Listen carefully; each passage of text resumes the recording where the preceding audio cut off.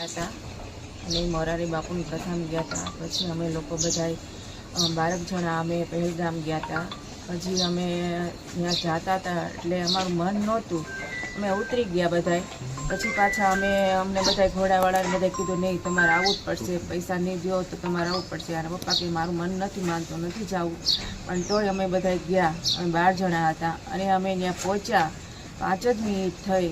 આ લોકો મને કોઈની પર વિશ્વાસ નથી, જે જમ્મુ કાશ્મીરમાં ખચ્ચરવાળા છે એની પર વિશ્વાસ નથી આવતો, મને થોડુંક ડાઉટ જેવું લાગે છે।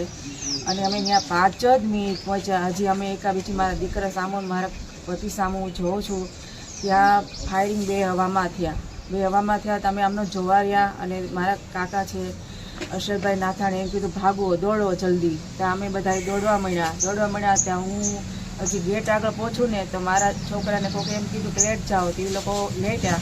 ત્યાં તો હું પાછું જોઉં તો મારા છોકરાની સામે એક ગોળી વાગી ગયેલી જોયું મેં। ત્યાં હું એને લેવા ગઈ ને તો એને લોહી લુહાણ મેં જોયો છે અને મારા પતિને માથામાં મારી દીધી, ગોળી વાગી ગઈ છે।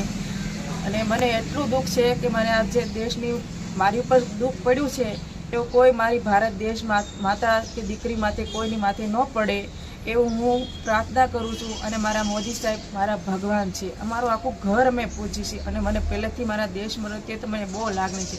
અને જે આપણે ભારત દેશે સેનાએ આપણે જે અમારો સાથ સહકાર આપ્યો છે, અમને અહીંયા પહોંચાડ્યા છે, એને તો હું ખૂબ જિંદગીભર હું રાખીશ। પણ જે અત્યારે આ હુમલો થયો છે એને મને ખૂબ શાંતિ મળી છે અને હું તો કહું એનું આખું નામ નિશાન મિટાઈ ગયો। મોદી સાહેબને એવી પ્રાર્થના કરું અને મારી જે ભારત સેના જે રક્ષણ કરે છે એને માટે મને ખૂબ ગર્વ છે અને મોદી સાહેબને હું ખૂબ આભારી માનું છું। ભારત માતા કી જય। થયા છે ભારતે પાકિસ્તાન ઉપર હુમલો કર્યો છે।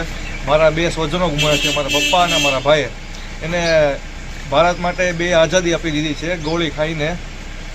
હવે એના દિવ્ય આત્માને શાંતિ મળે એટલે ભારતે હુમલો કર્યો છે।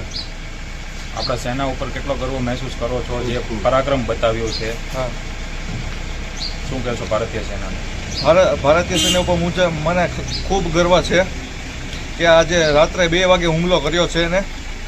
જો આપણા દેશના પ્રધાનમંત્રીએ કહ્યું હતું કે આતંકવાદીઓનો ખાત્મો કરવામાં આવશે અને કર્યો ખરી? મોદી સાહેબ ઉપર મુજે ખૂબ ગર્વ છે। હવે તમારા પરિવારજનના સ્વજનને આત્માને શાંતિ મળશે?